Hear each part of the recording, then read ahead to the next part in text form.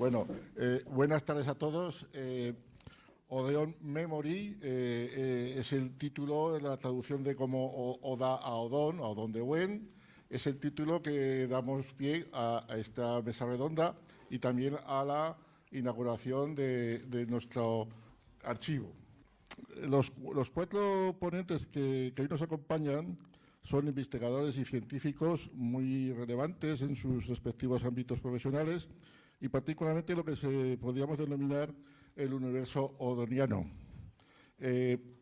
Con ellos viene interactuando la Fundación Odón de Buen los últimos años y merced a su colaboración, nuestra institución ha llevado aquí un reconocimiento y una autoridad que nos permite ser tomados en consideración y forma parte de eventos tan relevantes como el largometraje de Odón, la ilustración del buque que porta su nombre y el más reciente de Málaga, donde el Ayuntamiento ha distinguido a Odón con la medalla de la ciudad y el nombramiento de hijo adoptivo.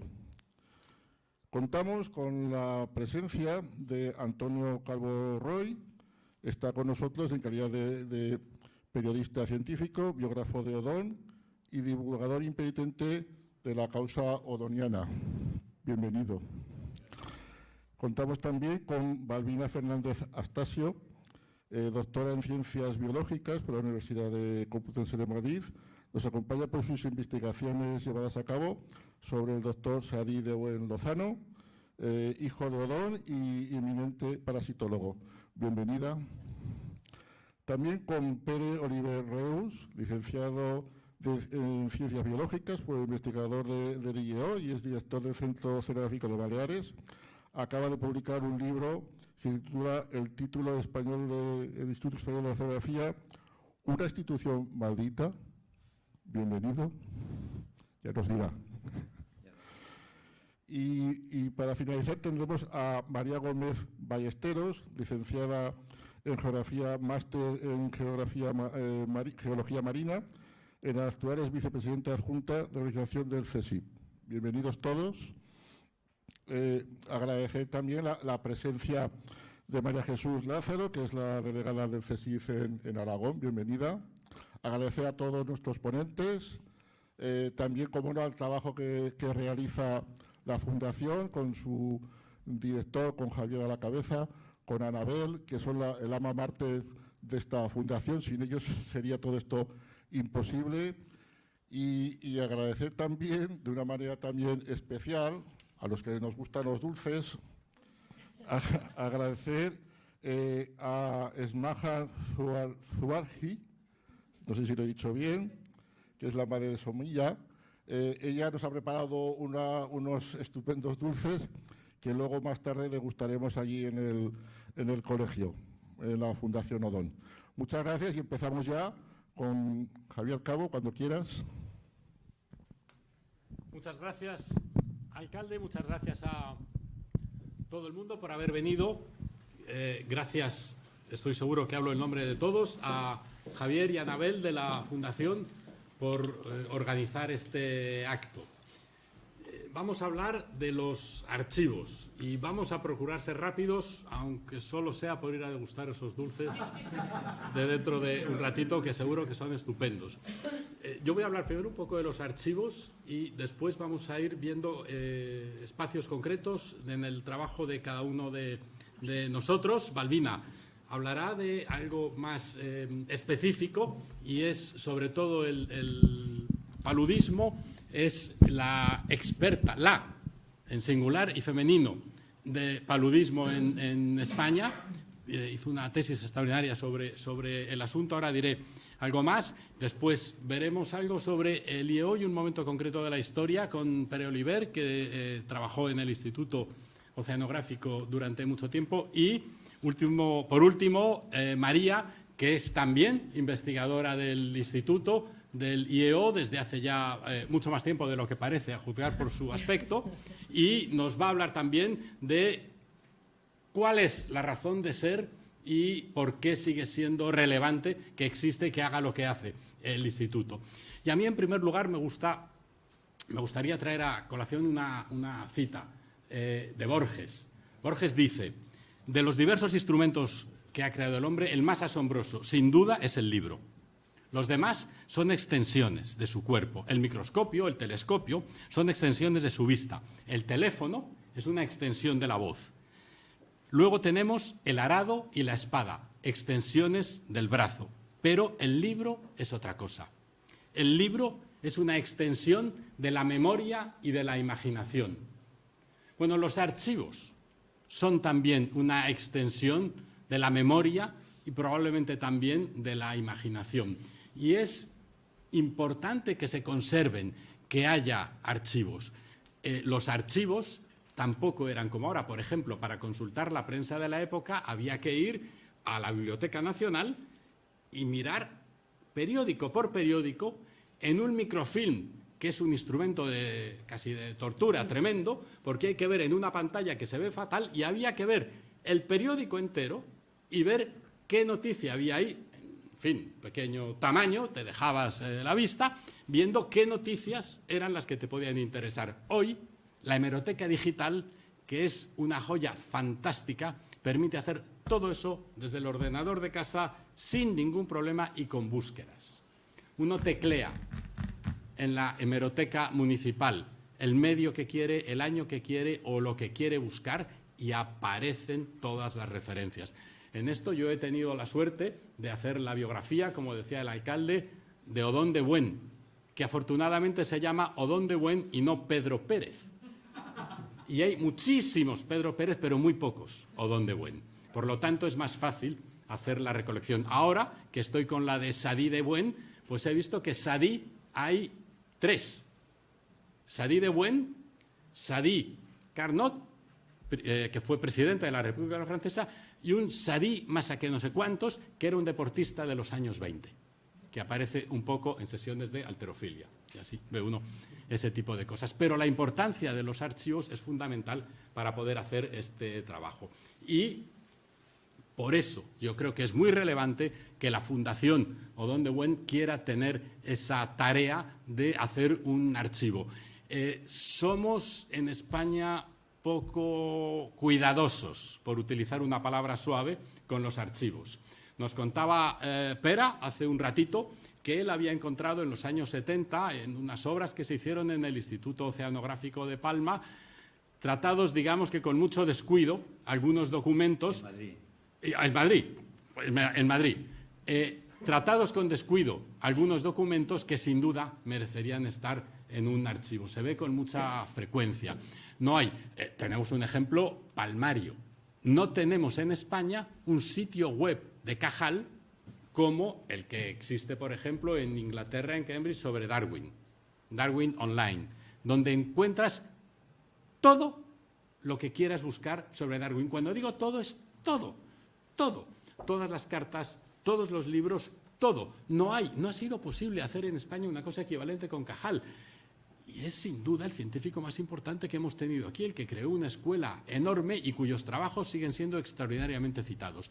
Eso quiere decir que no somos muy cuidadosos con los archivos y, por lo tanto, me parece que el esfuerzo del pueblo de fuera y de la Fundación es notable, queriendo tener ese archivo, queriendo acumular, queriendo ser el repositorio de todo el conocimiento que haya sobre un tema concreto, que en este caso es Odón de Buen y, por extensión, la familia de Odón de Buen. Y esos archivos ahora, como digo, la ventaja es que se van digitalizando. Estoy seguro que todo eso se va a digitalizar y va a poder ser accesible. Cuando en el año 13 yo hacía la biografía de Odón de Buen, por ejemplo, no estaba digitalizado, y ahora ya sí, en el Archivo Provincial de Zaragoza, todo el expediente en el que se muestra cómo Odón fue perseguido a partir del año 39 por el gravísimo delito de haber causado daños y gastos a la rebelión por no haberla apoyado, y cómo le persiguen y cómo sacan y enumeran los enseres de su casa de fuera, diciendo los colchones, las camas, la vajilla, las sillas, la mesa, todo lo que tiene, para poner todo en almoneda, para revenderlo y con eso sufragar los costes en los que había incurrido. Eso ya está digitalizado y, por lo tanto, cualquiera puede hoy verlo accediendo al Archivo Provincial de Zaragoza. La ventaja es que algo que se digitaliza para uno, se digitaliza para todos. Y, por lo tanto, el acceso es siempre mucho mayor y es mucho más interesante. Siempre que se hace una investigación, lo veremos ahora, hay que visitar archivos de todo tipo. Los archivos pueden estar en cualquier sitio. Les decía, ayer yo estuve en el Archivo Municipal de Madrid, en la calle Conde Duque, encontrando los padrones municipales de los años. Entonces había cada 5 años un padrón y es perfecto, se puede seguir cómo va cambiando la familia de Buen, cómo los hijos van a un sitio y el padre a otro, y cómo está cada uno, con quién vive cada uno, la gente que vive. Es una documentación interesantísima y muy útil y que se puede encontrar ahí, o en el caso de Sadí en la Fundación Rockefeller, por ejemplo, en el archivo de la Universidad Complutense donde él estudió, que entonces era la Universidad Central, o en un sitio maravilloso que se llama el AGA, el Archivo General de la Administración, donde están todos los papeles de todos los funcionarios. Ahí yo, cuando estuve haciendo la biografía de Don, encontraba, y entonces tienes la emoción esa de estar abriendo un legajo de papel que a lo mejor no ha abierto nadie en 70, en 80, en 90 años. Y está lleno de polvo, tienes que o ponerte mascarilla o toser, pero estás viendo cosas que son únicas porque no las ha visto nadie hace un momento y donde está toda la información. Por eso, insisto, qué bueno es que se trabaje en el archivo, que se quiera mantener el archivo vivo, que tenga toda la documentación posible, porque nunca es bastante, y que desde luego digitalizada esté al alcance de todo el mundo, porque de esa manera es la manera de hacer cultura y de dar a conocer la figura de Odón de Buen, que en este pueblo desde luego es suficientemente conocida, pero que sin duda, lo hablábamos antes con Mariano, todavía no es suficientemente conocida, desde luego en Aragón y tampoco en el resto de España, aunque hace poco estuvimos en Málaga, donde pusieron una reproducción del busto y donde el Ayuntamiento de Málaga ha hecho algo que no ha hecho ningún otro ayuntamiento de España, que es poner un busto de Odón de Buen en la calle y hacer un acto de homenaje sobre el recuerdo de la elección como hijo adoptivo de Odón de Buen en el año 1931. Así que con esto vamos a pasar ahora, Balbina, al caso concreto y específico de Sadí y los archivos relacionados con Sadí y tu trabajo y tu investigación con el paludismo y Sadí de Buen. Adelante.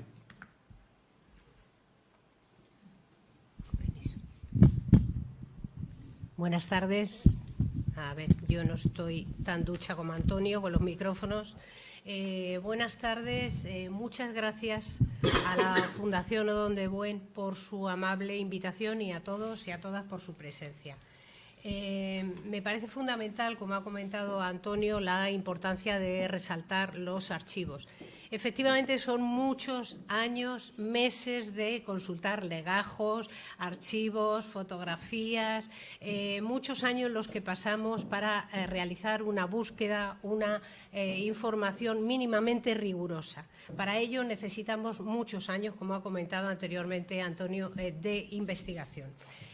Hoy en día tenemos herramientas a nuestro alcance. La inteligencia artificial nos permite facilitar esas búsquedas. Pero si se dan cuenta, al finalizar una búsqueda mediante inteligencia artificial, nos señala, confirme esta información. Y efectivamente, tiene algo de inteligente, si pudiéramos llamarlo. Hay que confirmar las fuentes, hay que consultar si esas fuentes coinciden con los años, los personajes y demás.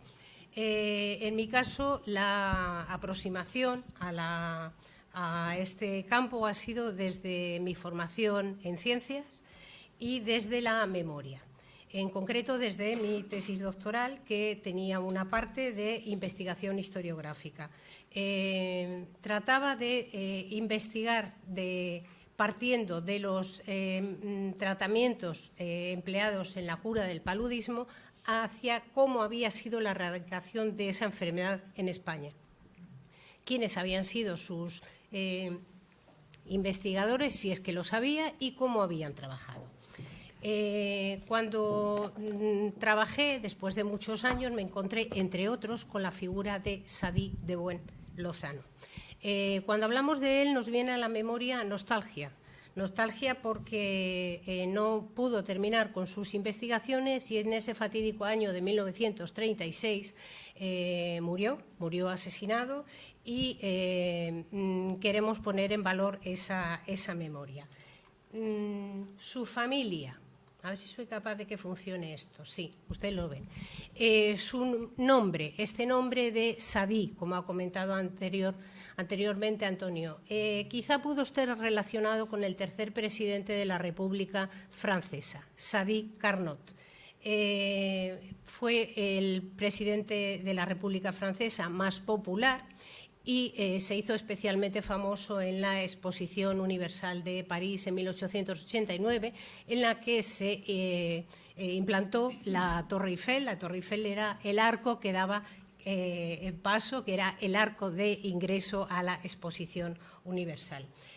Sadi se llamaba Sadi Odón de Buen, y así figura en su partida de nacimiento, que les pongo en la imagen. Su familia. Como todos los que estamos en la sala conocemos, hijo de Odón de Buen y Rafaela Lozano. Familia de médicos y naturalistas. ¿Y sus maestros? Pues sus maestros, la persona que figura con, si consigo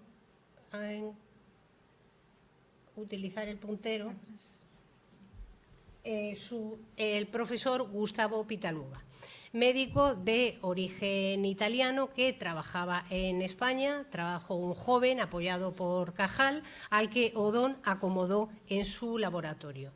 Y a su vez él era maestro del doctor Grassi. Ambos investigaron el paludismo. ¿Qué es el paludismo? Es una enfermedad originada por un parásito de género Plasmodium y que se transmite mediante la picadura de un insecto, de un mosquito, la hembra del mosquito Anopheles que tienen en la imagen. Bien, para que nos hagamos idea de la dimensión del problema, si consigo no pelearme con... para que nos hagamos una idea de la dimensión del problema del paludismo, en la imagen les muestro la distribución del paludismo en 1903. Es decir, salvo los casquetes polares y desérticos, estaba extendido en todo el mundo. Mientras que estos datos que les señalo de la Organización Mundial de la Salud de 2024, sigue habiendo 263 millones de casos de paludismo con 600.000 muertes y la mayoría de ellos, un 76%, en menores de 5 años en África, fundamentalmente, lo cual significa que sigue siendo una enfermedad de importancia. Sadi de Buen junto con Pitaluga tenían una visión integral pública de la sanidad y así la pusieron de manifiesto en algunos congresos. Dos de ellos, como ejemplo, el Congreso de Medicina en 1934, en el que denunciaban que la sanidad era pues un lujo y la investigación, por supuesto, también. En el Congreso celebrado en Ginebra por la Sociedad de Naciones también seguían reclamando recursos públicos para la sanidad. Y me he permitido ponerles de ejemplo pues, el artículo 43 de la Constitución española, que de alguna manera actual, que de alguna manera nos lo recuerdan, un derecho que conviene todavía seguirlo reivindicando hoy en día y después de pasar tanto tiempo. Sadi de Buen, desde el Instituto Antipalúdico de Navalmoral de la Mata, que dirigió, consideraba fundamental que los médicos estuviesen formados para transmitir esa información a su vez.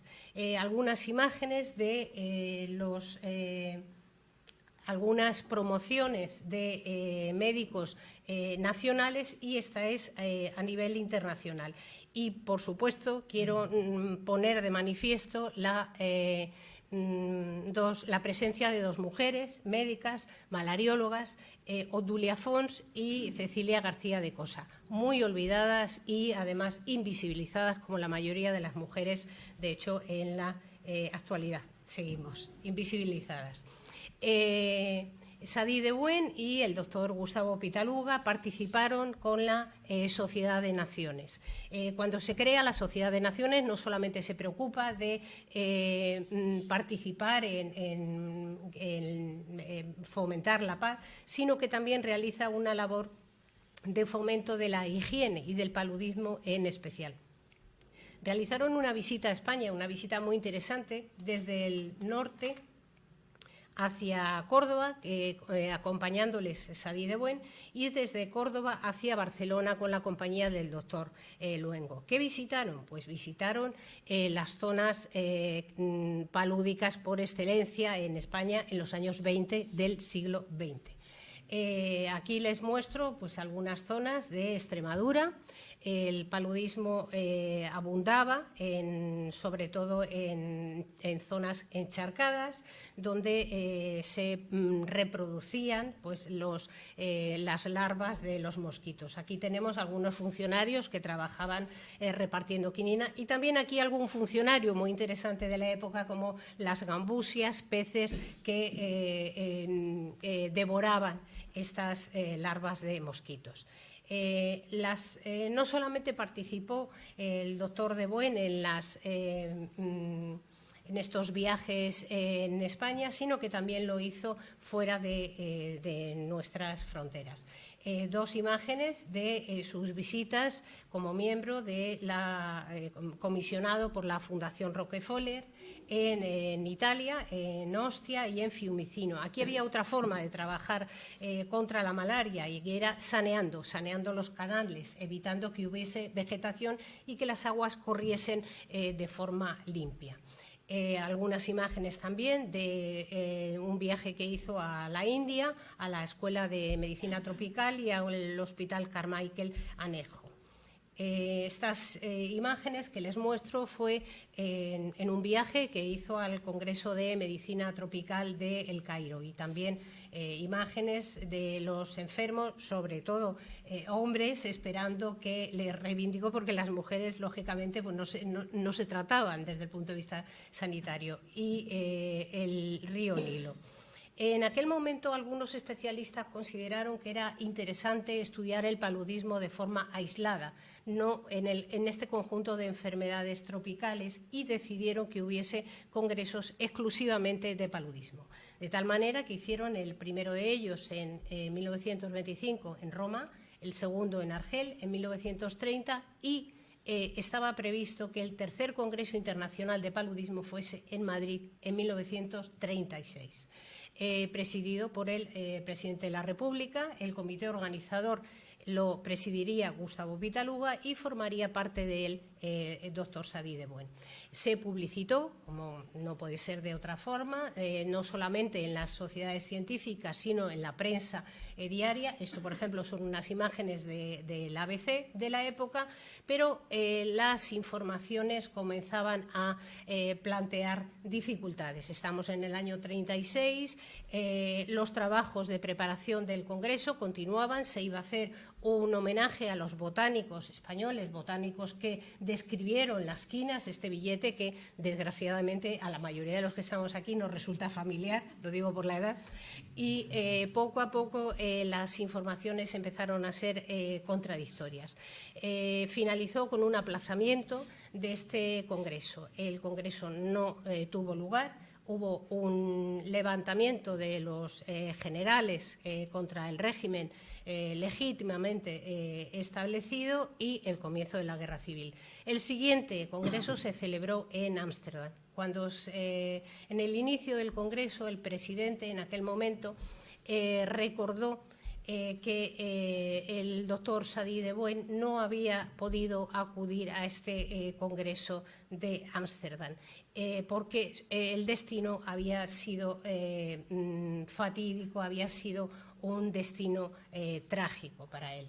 Les recuerdo estas palabras de Sadí de Buen, que probablemente ya pensaba en este fatídico final que tuvo. Él decía desde su celda: doy dos vueltas, doy otra vuelta, un brazo, no sabe dónde meterse, miro el reloj, son las 3 de la mañana, me duelen las costillas, me duele el brazo, me duele el reloj. El doctor Sadí de Buen fue fusilado fue apartado de la ciencia, confiemos entre todos que no sea apartado de la memoria. Muchas gracias.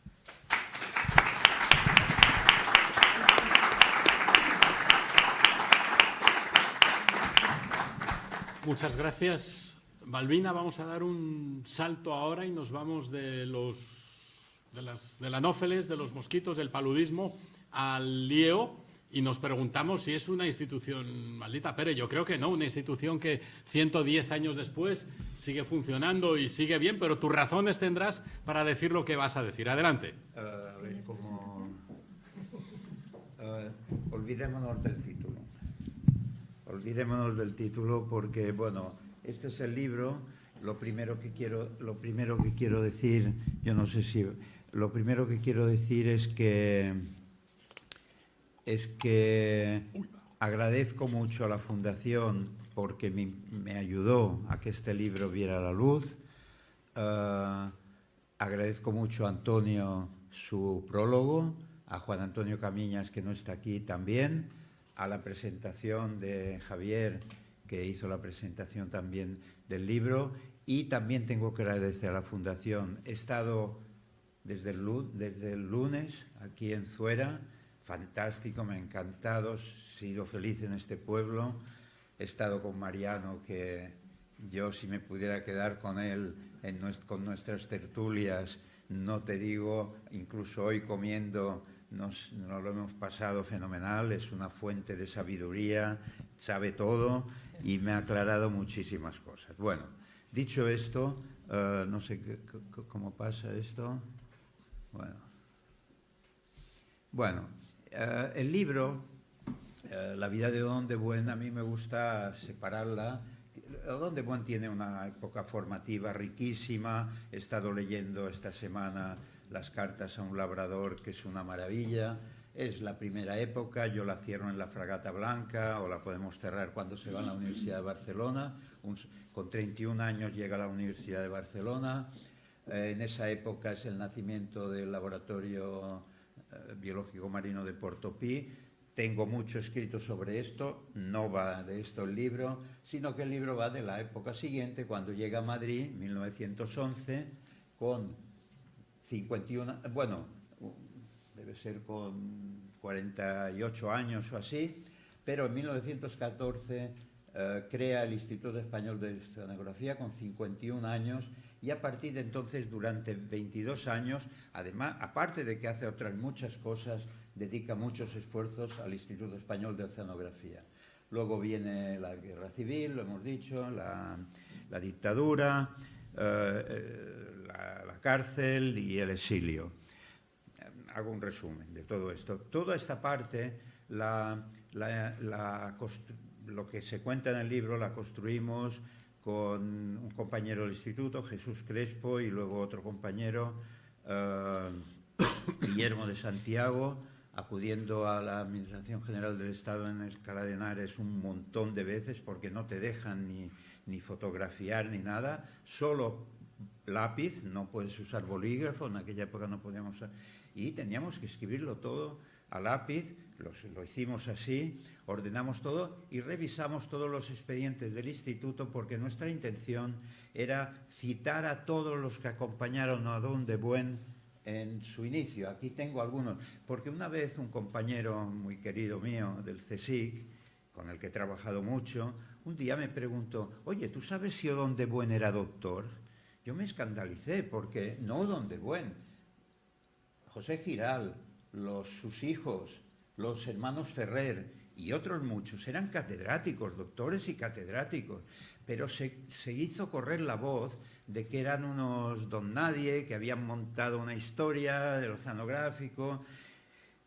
Por eso queríamos poner sobre la mesa todas las personas que le habían, por supuesto, don Odón, pero todas las personas que le habían acompañado, explicando lo que habían publicado, lo que habían hecho. Y nuestra intención en ese momento, eso era hace años ya, que todo esto se publicara con motivo del centenario del instituto. Por lo que fueron las cosas, lo hablé mucho con el director, Eduardo Valguerías, no le doy la culpa de que aquello no se publicara, ni mucho menos, pero no se publicó. Quedó en un cajón Y hace poco estuve en México con un bisnieto de Odón de Buen Rodríguez, Odón de Buen Demófilo Rodríguez, y hablando y comentando esto, yo dije, esto tenemos que publicarlo. Como digo, y entonces, bueno, todo esto era lo que sacamos de los archivos, la biblioteca del IEO y las memorias, sí, por supuesto, las memorias están muy utilizadas. Y escribimos todo esto. No digo nada más porque todo esto está en el libro, pero llega un momento en que Odón va a la cárcel, el exilio y otros muchos compañeros del instituto, la gran mayoría. Viene la dictadura.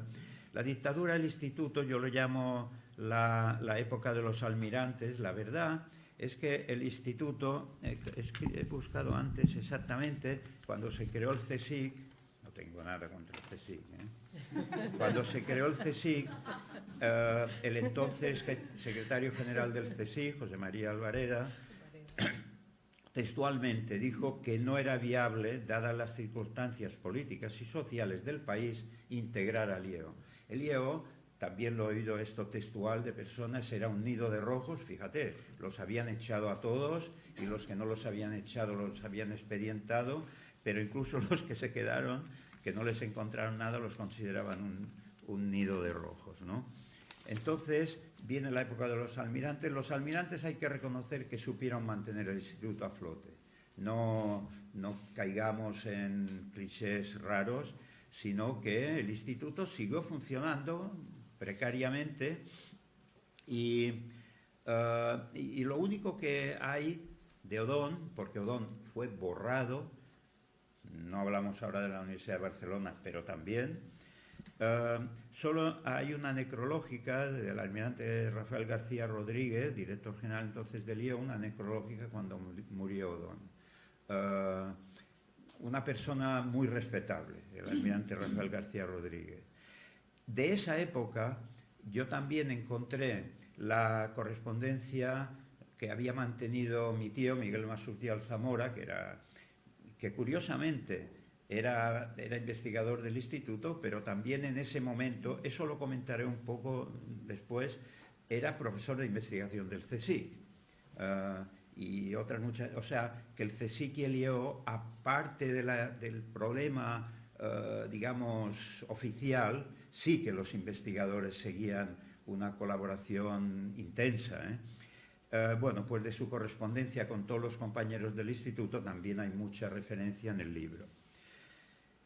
A partir de cuando termina el periodo de los almirantes, la democracia, en 1975, aquí lo llamo yo la visión personal, ahí yo he escrito lo que yo he querido, porque entonces había al final de la autarquía los planes sociales y planes de desarrollo sociales y económicos. El instituto recibió mucho dinero y entonces el instituto empezó a revitalizarse, ¿no? Luego hubo un hecho crucial, también muy impulsado por el CSIC, Alejandro Nieto, y ahora no recuerdo el otro director del CSIC, el anterior de Eduardo Nieto, no me acuerdo, es igual, está contado en el libro, y fue con su ayuda que el IEO fue incorporado en la Ley de la Ciencia del 86 como organismo público de investigación. Eso fue importantísimo. Pero claro, entonces los investigadores del instituto estábamos muy centrados, eso ya era mi época, y estábamos muy centrados en el asesoramiento, en los informes técnicos, comisiones internacionales, y se nos echaba en cara tres problemas. No sois doctores, no publicáis en revistas de impacto y no conseguís proyectos competitivos. Esto estoy hablando, bueno, 86, 87. Rápidamente, yo creo que a principios de los 2000, casi, con alguna excepción, todos éramos doctores. Todos publicábamos muchísimo. Ahora tengo aquí en el año, hay que saber cuántos investigadores éramos, no sé si éramos 100 o algo así, era un instituto pequeño, pero muy especializado. y en el 2015 ya tenemos 250 trabajos en revistas de impacto. Un director que estuvo después, luego lo comento, pero Enrique Tortosa, con Enrique Tortosa dijimos, vamos a hacer un estudio bibliométrico. Y entonces pedimos a un instituto del CSIC, al Instituto Ingenio, que es del CSIC y de la Universidad Politécnica de Valencia, que hicieran un estudio bibliométrico. Y entre 2002 y 2012, esto es un trabajo publicado, el Instituto Español de Oceanografía publicó 1.182 artículos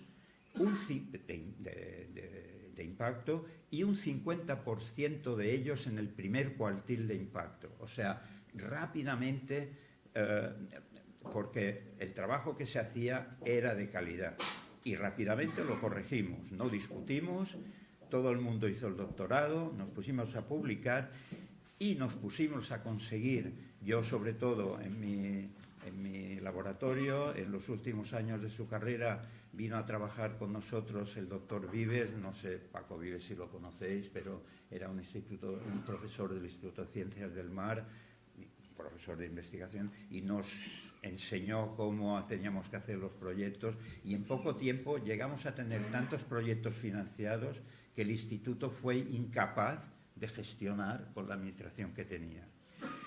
Bueno, seguimos haciendo asesoramiento científico de calidad, es indudable, en todas las comisiones internacionales, y yo tengo que decir que hacia el 96, eso ya fue la época en que yo me jubilé, yo tenía la sensación de que el legado de Odón de Buen, la visión de investigación de calidad, pero con un claro objetivo de servicio social, de impacto para el bienestar de la sociedad, eso se estaba desvaneciendo.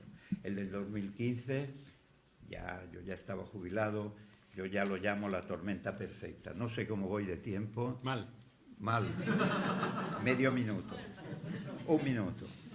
Pero yo creo que cuando Odón se fue, su legado persistió. Varios investigadores, Francisco de Paula Navarro asumió la subdirección, Miguel Masutial Zamora educó a su hijo y a mi padre, que fue su hijo porque su padre no estaba, les educó porque Miguel Masutial Zamora fue alumno y colaborador de Odón de Buen.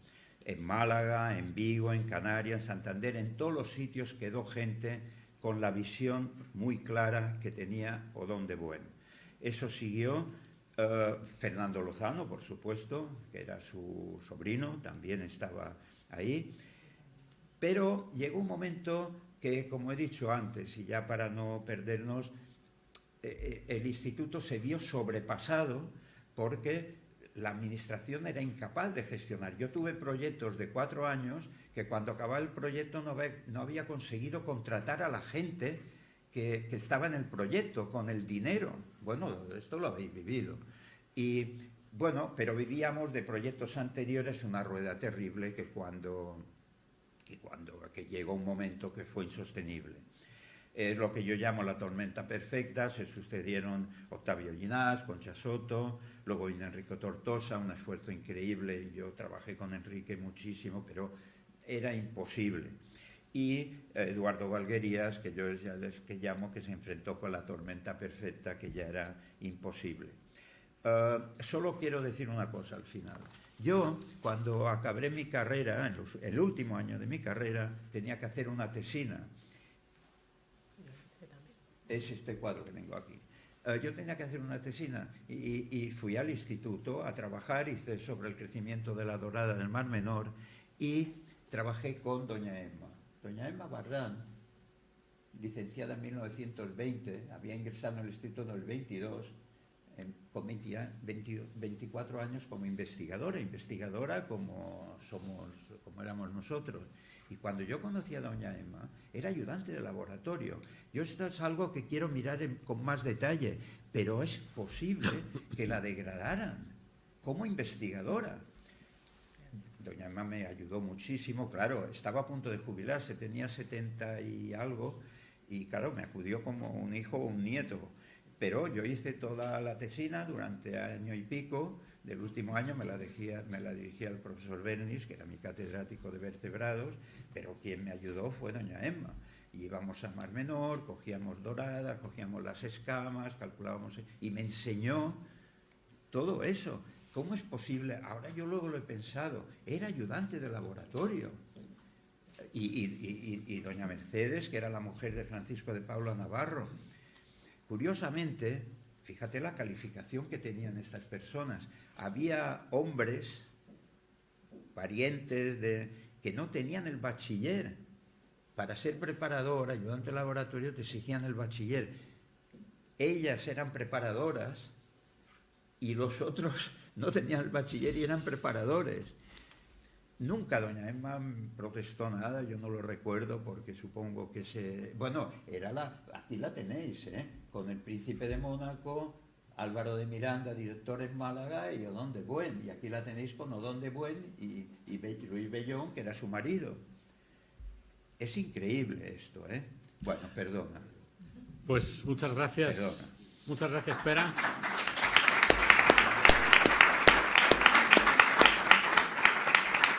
Yo creo que puede ser cualquiera de las dos cosas, o que fuera degradada o, como decía Balbina hace un momento, producto de la invisibilización de las mujeres constantemente. Todas las personas que estaban en el mundo de la ciencia cuando después del 39 se pasó de la JAE, de la Junta de Ampliación de Estudios, al CSIC, todas fueron pasadas por un proceso de depuración. Todas quiere decir que no solo fueron las personas que se dedicaban a la investigación, sino también quienes estaban de ayudantes de laboratorio o de personal de limpieza. Todas pasaron por el escrutinio depurador de la Albareda, al que te referías hace un momento, que era aragonés, mira, era aragonés. Un personaje que era edafólogo, se dedicaba al estudio del suelo y que de mayor se hizo cura y del Opus. Y de pequeño ya apuntaba maneras y fomentó. Que siempre se mantuvo de secretario general. Y fue siempre secretario general y no... Bueno, pues todos fueron depurados. Por lo tanto, es posible que Emma Bardam, de resultas de la depuración, fuera degradada. En Alcalá vimos todos los expedientes de depuración. Todos, del IEO o de cualquier otro instituto de los que trabajan entonces. Todos. En eso no se hicieron distinciones.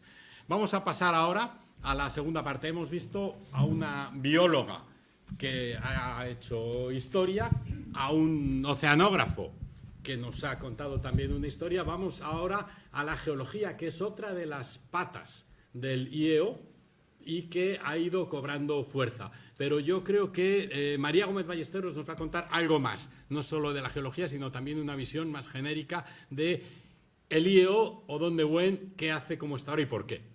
María, adelante. Muchas gracias, Antonio, y muy rápidamente, muchas gracias también al Ayuntamiento, a la Fundación y a las vecinas y a los vecinos de Zuera por invitarme, que siempre es un lujo volver a estar aquí con vosotros. A ver, ¿así mejor? ¿Se me oye mejor ahora? Sí. Vale, muy bien. Pues en realidad voy a hablar poco de geología y más de... Voy a tomar el testigo, no estaba preparado, pero voy a tomar el testigo de Pere, que se fue del Instituto Español de Oceanografía en el año 96, y yo llegué en el año 98 para hacer también una tesina. Y hasta el día de hoy sigo siendo del Instituto Español de Oceanografía, aunque... perdón.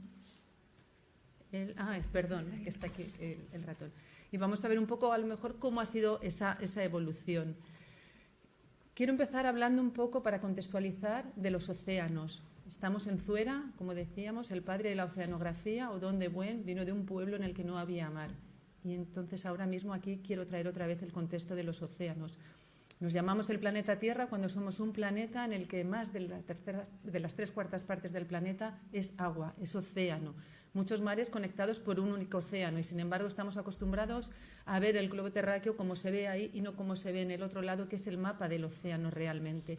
Y sin embargo, nosotros dependemos de la salud de los océanos, el bienestar de la sociedad depende de los océanos, pero porque nos proveen de servicios esenciales como fuente de alimento. Si no fuera por la pesca no tendríamos una fuente de alimento importantísima en nuestra nutrición, como regulador del clima y como generador de oxígeno que necesitamos para para respirar y para que viva el planeta.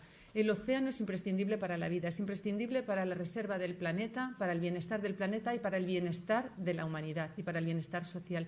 Y es una de las principales fuentes de biodiversidad del mundo. Y esto es muy importante. ¿Por qué? Porque si se degrada la biodiversidad del océano, se van a degradar todos los servicios que nos provee y de los cuales depende tanto el planeta como la sociedad actual. Actualmente está comprobado que más de un tercio de la población humana vive a menos de 100 kilómetros de la costa. La mayor parte de la población vive cerca a la costa, pero además es que necesitamos el oxígeno para nuestra vida cotidiana y el agua. Por ello es muy importante tener en cuenta y ser conscientes que dependemos del océano para alimentar el ciclo del agua del planeta y nuestra propia existencia. Pero además el océano, como decíamos, nos proporciona alimentos y una cosa muy importante, nos proporciona empleo y medios de vida. Empleo en la pesca, empleo en los servicios de acuicultura, empleo en la tecnología naval, empleo en las energías renovables o no renovables, empleo y sobre todo también, si tenemos en cuenta y miramos al océano como si fuese una potencia, como si fuese un país, seríamos la cuarta potencia del planeta ahora mismo. El valor económico que tienen los océanos ahora mismo está calculado en torno a los 2,5 billones de dólares. Esto es muy importante, pero todo esto, además, el océano nos ayuda a combatir la crisis climática porque es el mayor sumidero de CO2. Actualmente, con el cambio climático, sabéis que no podemos vivir con la cantidad de CO2. Es importantísimo que el CO2 está almacenado y no biodisponible porque está retenido en los océanos. Por lo tanto, los océanos y la salud de estos océanos moderan e influyen en el clima del cual dependemos nosotros. Pero además, el océano, como decíamos también anteriormente, es el mayor fuente de biodiversidad en el planeta. La imagen que estáis viendo aquí pertenece a la costa del País Vasco. Es una imagen en la que se ven unas estructuras geológicas que se llaman POCMAS, producidas por escape de fluidos, asociadas a las plataformas entre el cañón del Cap Bretón. Esta zona, que es tan bonita, se estudió por primera vez en el año 2021 a este detalle, y esto es enfrente de la costa del País Vasco. Imaginaos entonces en las grandes profundidades, en las aguas internacionales donde los países no van a investigar sus propias zonas económicas exclusivas. ¿Qué ocurre? Que la biodiversidad que alberga los océanos representan entre medio millón y 10 millones de especies y, sin embargo, solamente el 80% del océano permanece inexplorado. Ya habréis oído muchas veces que se conoce más la superficie de Marte que la superficie del fondo oceánico, como podéis ver aquí, del País Vasco en concreto. Y esto hemos hecho una campaña, la primera campaña que se hizo fue en el 2021. Pero además el 91% de las especies marinas permanecen sin describir. Por lo tanto, es muy, muy, muy importante que la ciencia avance para conocer el océano. Pero además los océanos también nos proporcionan bienestar a toda la humanidad. Ha sido fuente de cultura, mitos, leyendas, inspirador para arte, música, deporte, las vacaciones. Muchos niños, cuando vamos a los colegios a explicar qué son los océanos y por qué hay que cuidarlos, se piensan que los océanos es la playa y que más allá de la lámina de agua en la que se bañan, el océano no existe. Y tienen que entender que está todo conectado, que es la biodiversidad y qué hay debajo de esa lámina de agua. Pero todos, de una manera directa o indirecta, hacemos uso de los océanos. Sin embargo, ese uso nos está llevando a una degradación permanente del océano.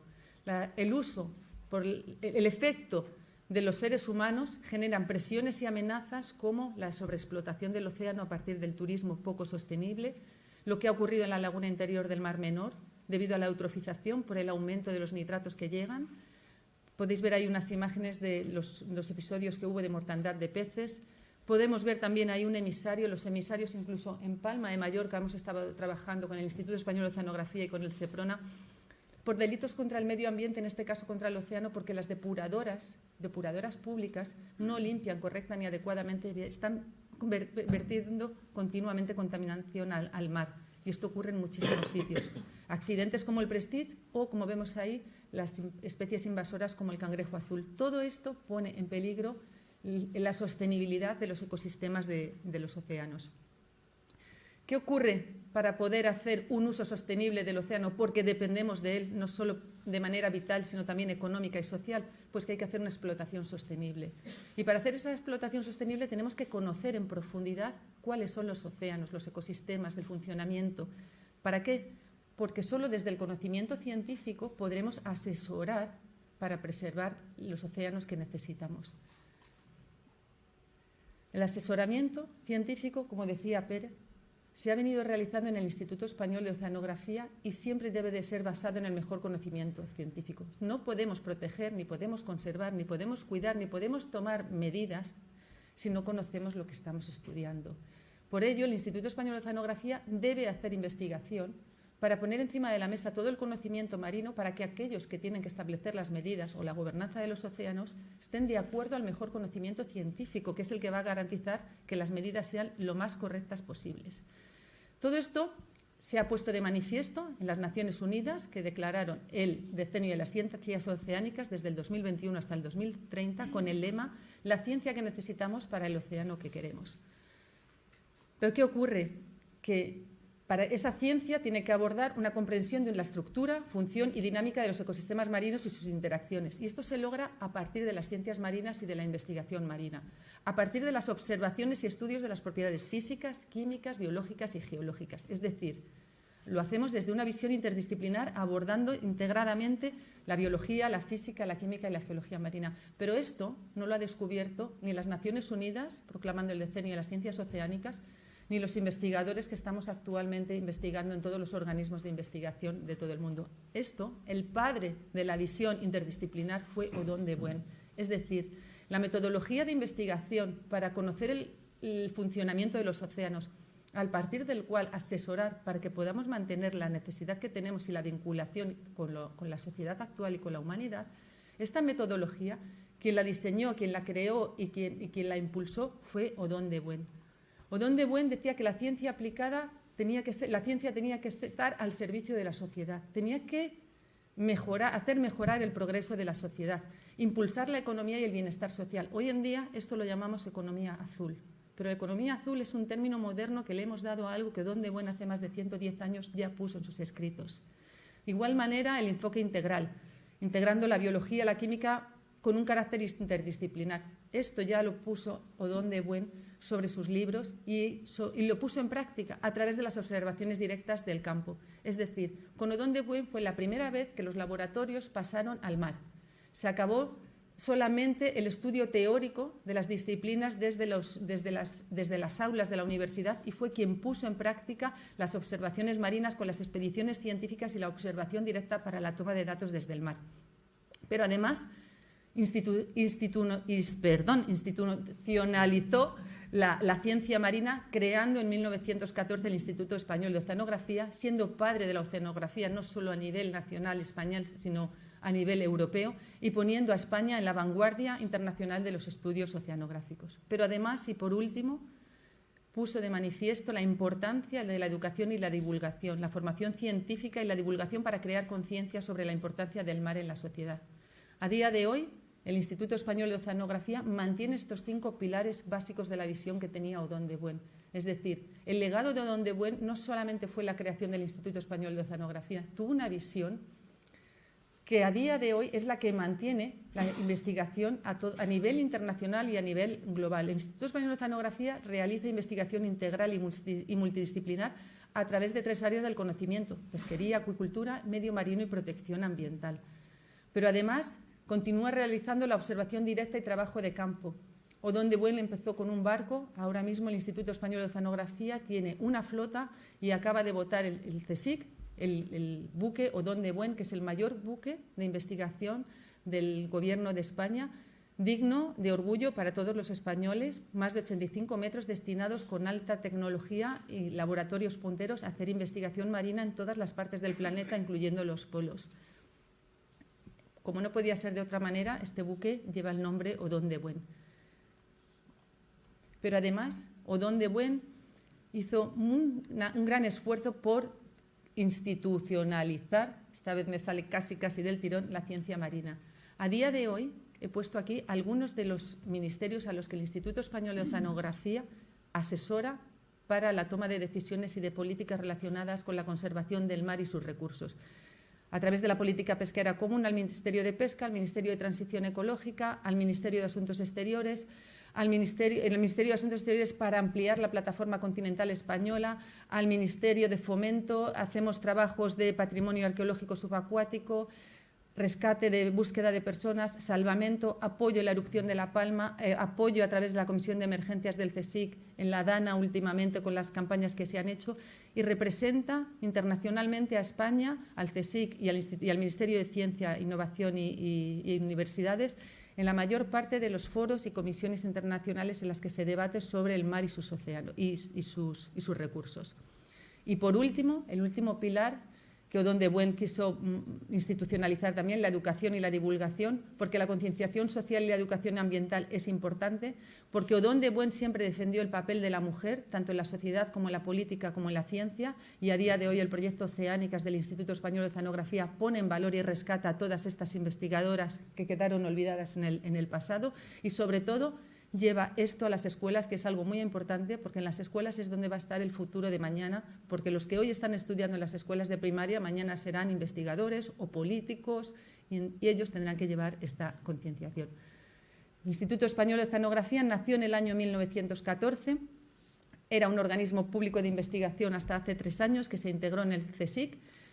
En el año 2021 fue integrado a través de un Real Decreto, pero el Real Decreto de integración asegura que el Instituto Español de Oceanografía, al igual que los otros 2 centros nacionales, deben de cumplir los servicios de investigación de referencia y mantener el cumplimiento de servicio público para asesorar al Estado en la toma de decisiones relacionadas con las políticas públicas de conservación de los fondos marinos y de sus recursos.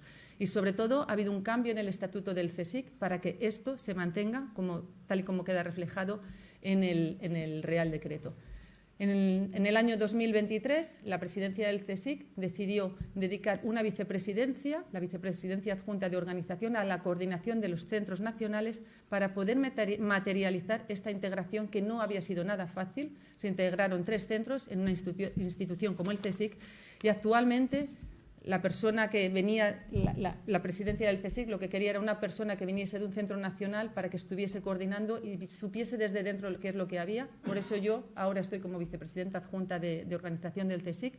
Llevo la coordinación de los 3 centros nacionales y en concreto, en referencia al Instituto Español de Oceanografía, se está trabajando en una gobernanza específica que mantenga la institución de manera transversal a través de las 9 sedes que tiene, más la sede de Madrid, un mantenimiento integral y construcción de nuevos edificios, gestión integrada de la flota y, sobre todo, revalorización del trabajo de asesoramiento científico que realizan los centros nacionales, en este caso el Instituto Español de Oceanografía.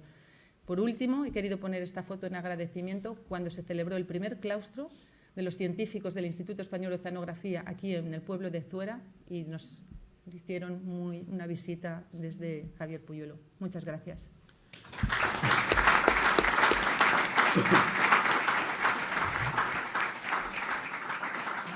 Pues muchas gracias, María, por este repaso. Perdón, que me he pasado en el tiempo. Nada. Gracias por el repaso, que yo creo que es interesante. ¿Tienen todos ustedes un papelito en la silla con un código QR en el que pueden escribir la pregunta y hacerla? Pues Mariano ha pedido la palabra y hablará enseguida. Vamos a hacer primero alguna de las preguntas, Mariano, que hay del público, pero ten la seguridad de que vas a poder hablar dentro de un momento. La pregunta es, sí, asesorando de forma institucional o también dan servicios a empresas privadas que necesitan pescadores. Recuerdo imágenes de Odón en una piscifactoría. Me parece que es más de ellos 2, ¿verdad? Yo creo que sí. Es que ¿Nos la puedes hablando. repetir, que nos has pillado?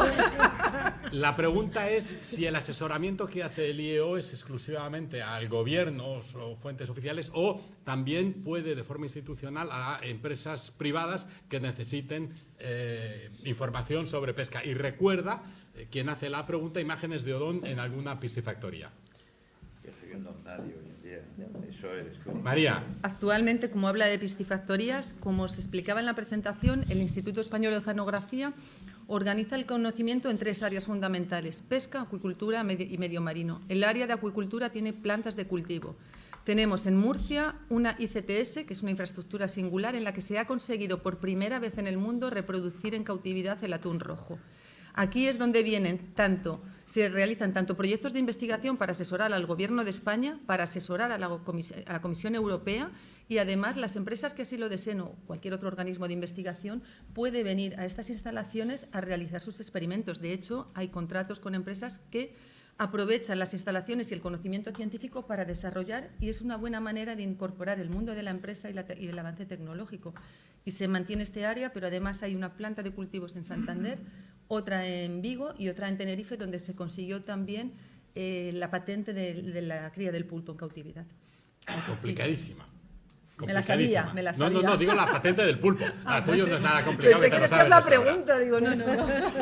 No, complicado lo del pulpo. Creo que muy fue un difícil, muy difícil. Complejo. Y la del atún más todavía, porque de parejas de atunes había que cerrar el ciclo completo. Es decir, que la puesta del atún creciese y volviese a cerrar otra puesta del atún. Y sabiendo cuánto dura el ciclo, estábamos todos pendientes porque se podía caer el experimento de muchos años o no, cuando llegó la época, y ha sido un éxito. Gracias, María. Ahora para Balbina, una pregunta que me gusta mucho porque es de alguien que nos sigue. Porque dice que en realidad no es una pregunta, te piden algo más en concreto sobre la relación de Sadí con la Fundación Rockefeller y cómo consiguió los fondos para investigar en España, como contraste, y ahí viene lo de que nos sigue, de la charla del año pasado en la Diputación de Zaragoza. Así que más bien sobre Sadí, la visita que comentabas de Naciones Unidas y Rockefeller, ¿cómo consigue la pasta de la Rockefeller? Bueno, cuando se creó la Sociedad de Naciones, allá por los años 20, algunos países, como Estados Unidos, decidieron no formar parte de la Sociedad de Naciones, pero sí participaron con la Sociedad de Naciones desde la Fundación Rockefeller. Y fue la propia fundación la que suministró importantes fondos a la Sociedad de Naciones. De ahí la puesta en marcha de algunas becas por parte de la propia Fundación Rockefeller a investigadores españoles, que además tenían una serie de características que tenían que trabajar al 100%, digamos, dentro del ámbito de la sanidad pública, tenían que trabajar al 100%. Sadí de Buen en concreto tuvo alguna dificultad porque, como no trabajaba al 100% para la sanidad pública, pues la primera beca que le concedieron fue solamente para 6 meses, después se la ampliaron y demás. Es decir, la Fundación Rockefeller suministraba tanto en formación de médicos como en aporte económico, fondos suficientes a la propia Sociedad de Naciones hasta la constitución de la Organización Mundial de la Salud, que fue quien la sustituyó a la Sociedad de Naciones. No sé si he respondido a la pregunta. El propio Sadí fue alumno en Estados Unidos. Fue alumno becado por la Fundación Rockefeller. Después le permitieron, le ampliaron otros 6 meses más esa beca de los años 20. Gracias, Olina. Una pregunta para todos. Dice, ¿habéis reflexionado alguna vez sobre cómo Odón, nacido en un pueblo en la mitad de Aragón, rodeado del desierto de Monegros, se convierte en un oceanógrafo? Yo sí. Sí, y precisamente por eso, precisamente la fascinación del mar, a quienes no hemos nacido al lado del mar, tiene una llamada, yo creo que especial. En el caso de Odón de Buen, además, él tuvo la fortuna, yo siempre digo que era un tipo que tuvo mucha suerte. Además de tener mucha suerte, estaba preparado para aprovechar esa suerte, esas oportunidades. Odón de Buen estaba reunido con sus colegas naturalistas en la Real Sociedad de Historia Natural la tarde en la que llegó el aviso de que la Armada iba a realizar un viaje de circunnavegación, una vuelta al mundo, y buscaban, para los guardiamarinas, y buscaban algún naturalista que se apuntara al viaje y lo hiciera.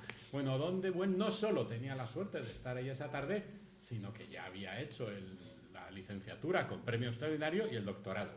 Estaba listo, estaba preparado para hacerlo.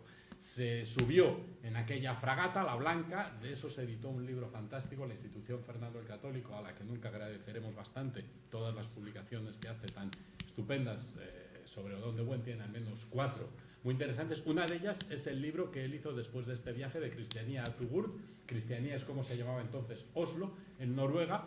El viaje que iba a ser una vuelta al mundo en realidad fue un viaje en 2 partes. Primero a los países del norte de Europa, Inglaterra, Escandinavia, llegó a San Petersburgo y luego estuvo en Francia, en la parte atlántica, pero también en el Mediterráneo, y después hicieron una segunda parte por el norte de África y hasta Tugurt, que es un oasis en Argelia. Ahí es donde Wen descubrió el mar navegando y quedó como cualquiera que navega impresionado por ello. O sea que yo creo que de ahí viene la fascinación de Wen por el mar. No sé si los oceanógrafos del IO queréis añadir algo más. Tú eres el biógrafo. Una más.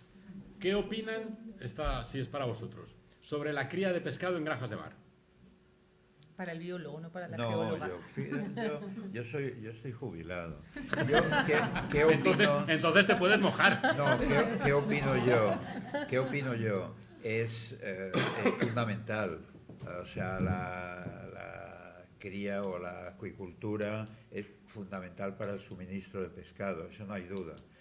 Pero yo no me... Bueno, no, sí lo hago, pero yo sí puedo comer pescado que lo llaman en el mercado salvaje, pues prefiero.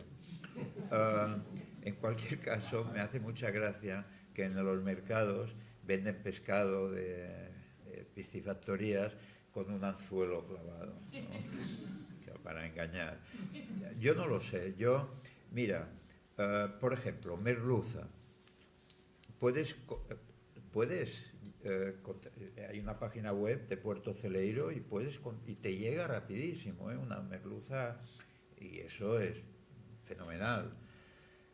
Puedes comprar merluza en Carrefour, que no sé de dónde, porque luego, claro, merluza, esa fue mi tesis doctoral, puede venir de Ciudad del Cabo. A mí me ha pasado en restaurantes porque con compañeros del CSIC, del ICM, porque con el CSIC hemos trabajado toda la vida, y con compañeros del CSIC, con mi querido Jaime Rucabado, desgraciadamente murió prematuramente, hicimos un trabajo sobre la merluza, y Domene Lloris también, y trabajábamos los huesos, y con los huesos creíamos nosotros, yo creo que nos aproximamos a saber de qué especie se trataba, ¿no?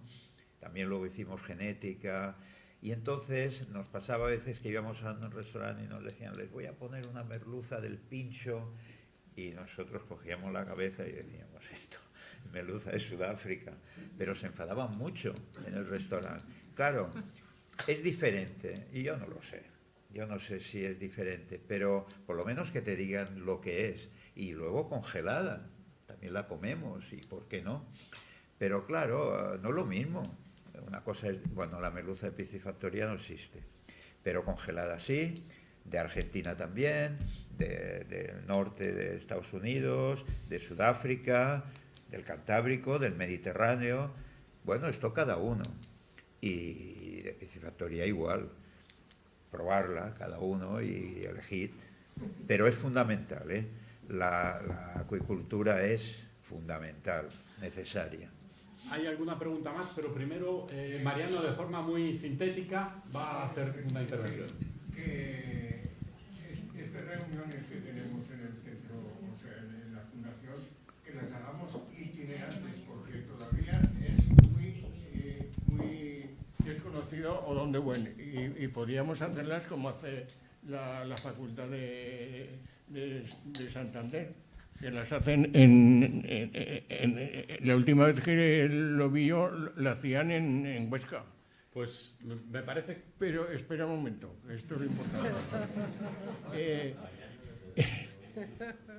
Hay una cosa, y yo me baso en un artículo que tengo tuyo en mi casa, que a algunos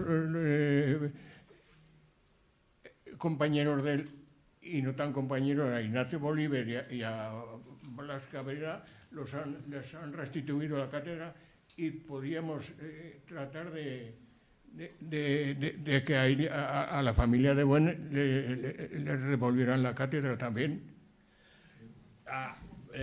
La de Odón no estoy seguro. Me consta que algunos de los hijos sí que le devolvieron la cátedra, entre otras cosas porque Rafaela, que venía por aquí, Rafaela, hija de Rafael, nieta de Odón de Buen, una señora espectacular de 90 años que venía con una mujer que se fue a Chile con 18 años en el año 39 y venía, era una delicia. Rafaela al final tenía una pensión de orfandad, que era un reconocimiento del Estado español de la depuración de su padre y de la ilegalidad de esa depuración en su momento. Con la de Sadí no sé si le devolvieron también. Bueno, Sadí no era catedrático. Ah, Entonces, yo creo que ahí cada caso es...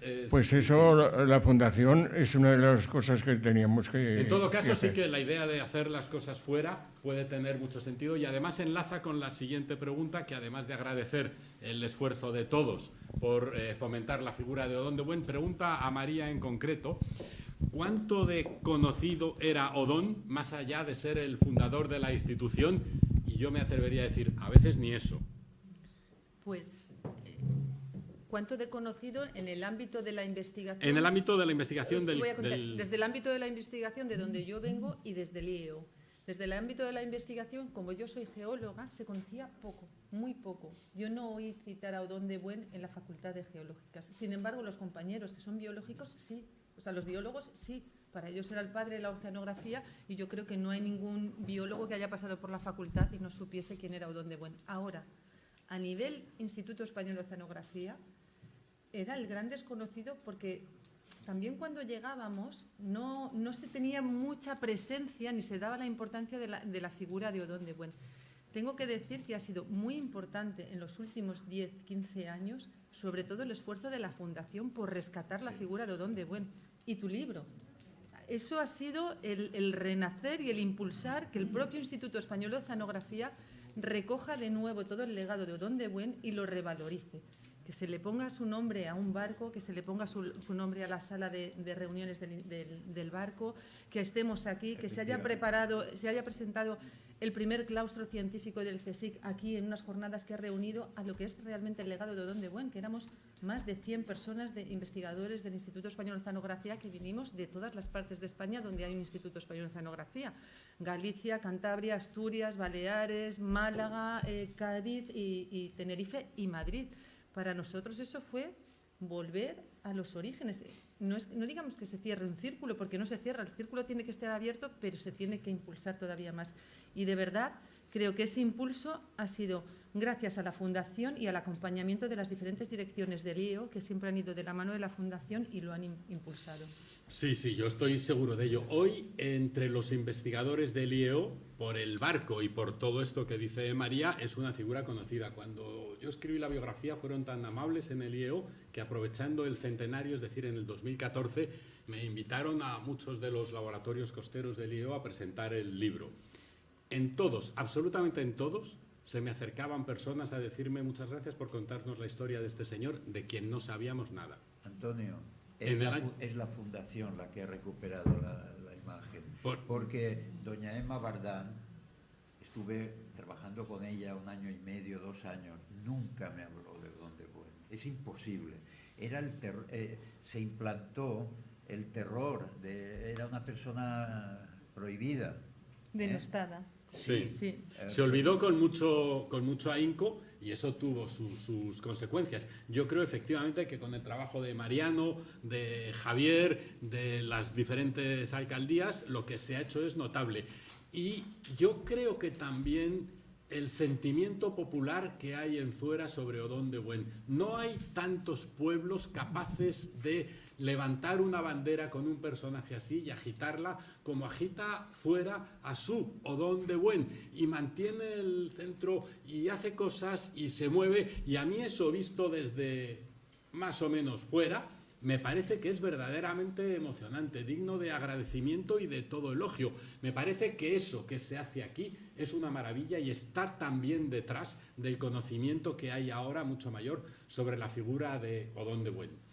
Y para terminar... Antes, perdóname, que actualmente en el CSIC, el otro día estuvisteis en la presentación de un documental sobre memoria histórica donde se recupera también la figura de Odón de Buen. Entonces esto es importantísimo porque estamos llegando a hasta personas y hasta sitios que ni siquiera sabían que existían y quién era, y ahora desde muchos ejes se está impulsando. Creo que es importante. El documental del que habla María se puede ver en la página del CSIC. Si se busca, se llama Semillas de Memoria, o si no, se lo pedís a Javier, que tiene el enlace para verlo. Es un documental sobre cómo se construyó el CSIC, no sobre las cenizas, sino sobre los escombros de la Junta de Ampliación de Estudios, que previamente fueron cuidadosamente destruidos por el propio CSIC antes de construirlo. Pero es un documental bonito, interesante, y hay dos ejemplos de personajes: uno, Emilio Herrera, un investigador que hizo un traje espacial mucho antes que nadie, y el otro, Odón de Buen, lo cual es, yo creo que interesante, efectivamente, y digno de crecer. Y yo quería hacer una pregunta antes de que pasemos a la despedida que nos hará Javier, antes de tomar los dulces famosos que no se nos han olvidado. Y la pregunta es algo que une las dos cosas de las que hemos hablado hoy. Uno de los instrumentos que utilizaron Sadie de Buen y los de Buen para la lucha contra la malaria fue la introducción de un pececito que se llama la gambusia. Pudieron hacerlo porque Sadie de Buen era uno de los organizadores de la campaña antipalúdica, pero porque tenía un padre y dos hermanos oceanógrafos, y en la calle Alcalá, en Madrid, consiguieron en los acuarios de la calle Alcalá aclimatar esos peces. ¿Qué supuso eso? ¿Qué supuso eso en la lucha contra la malaria? Y eso que sirve para unir el IEO y la lucha antipalúdica.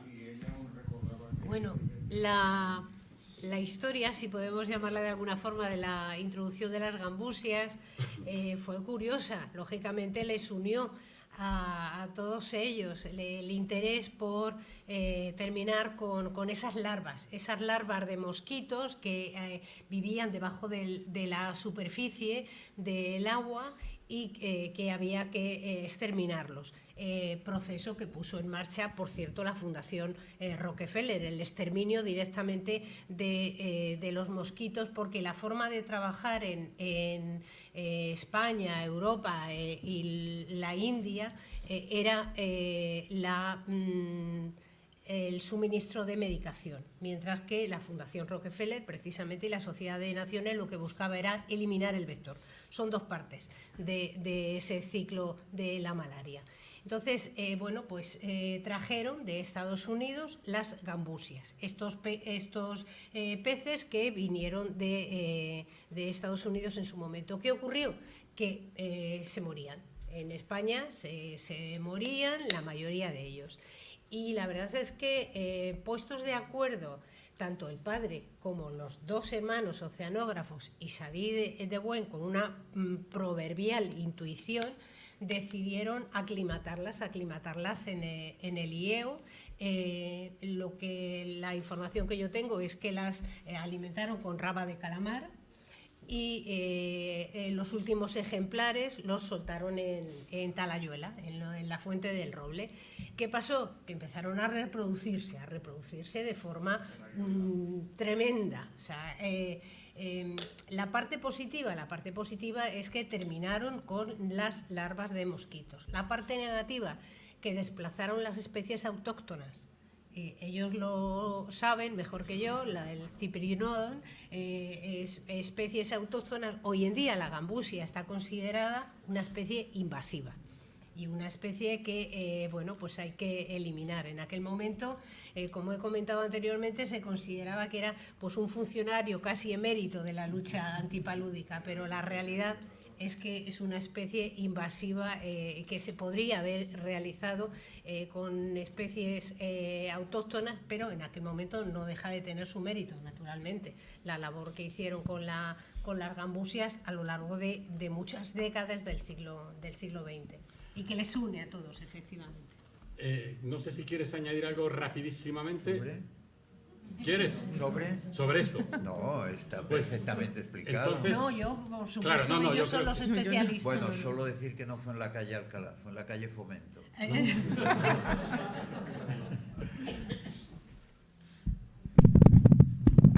Bueno, muchas gracias a todos, gracias por su presencia y gracias por su amabilidad.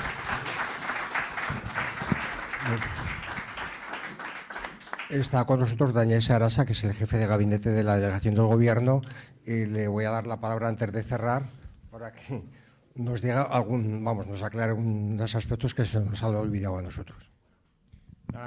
Para nada, daros las gracias a todos, gracias a los ponentes, gracias a la Fundación Odón de Buen, por ser un puntal no solo de la divulgación científica, sino también de la recuperación de la memoria. En este tríptico que con tanto mimo y tanto cuidado han editado los compañeros de la Fundación Odón de Buen, veréis un escudito pequeño, un logo, que pone 50 años de España en libertad. Y yo quería enmarcar un poco este evento dentro de ese amplio reconocimiento que tiene hoy un exponente como es la ciencia, pero que va recorriendo también otros vectores de cómo ha cambiado este país en 50 años. Nos preocupaba mucho desde el Ministerio de Memoria Democrática y Política Territorial al que pertenecemos una encuesta que hubo hace poco de que el 20% de los jóvenes españoles pensaban que la dictadura era algo positivo. Cuando analizamos a nivel de ciencia, a nivel de cultura, a nivel de arte, a nivel de derechos, cómo ha cambiado este país en estos 50 años, cómo se silenciaban, cómo la producción científica ha aumentado, nos damos cuenta del poco fundamento que tienen estas percepciones de los jóvenes, ¿no? No nos imaginábamos hace 20 años que hoy tendríamos terraplanismo en España y en todo el mundo, y desgraciadamente lo tenemos. Así que quiero ser muy breve y simplemente agradeceros, resaltar la figura no solo de Odón, sino de la Fundación Odón de Buen, que es un elemento que crea territorio, que crea divulgación, que crea conocimiento, y que desde la delegación del Gobierno de España en Aragón esperamos poder seguir apoyando para que el año que viene pues podáis seguir disfrutando de estas jornadas o de cualquier otra de las actividades que ellos nos van a preparar. Así que muchas gracias a todos.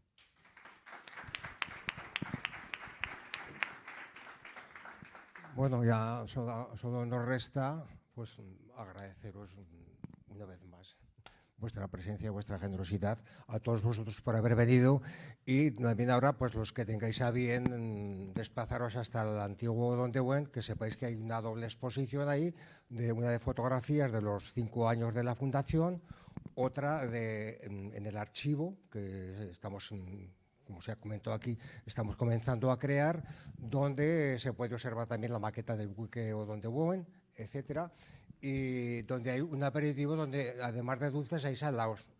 O sea, quiero decir que lo de los dulces es un poco de postre. Bueno, pues nada, muchísimas gracias, y los que queráis, ahí os esperamos.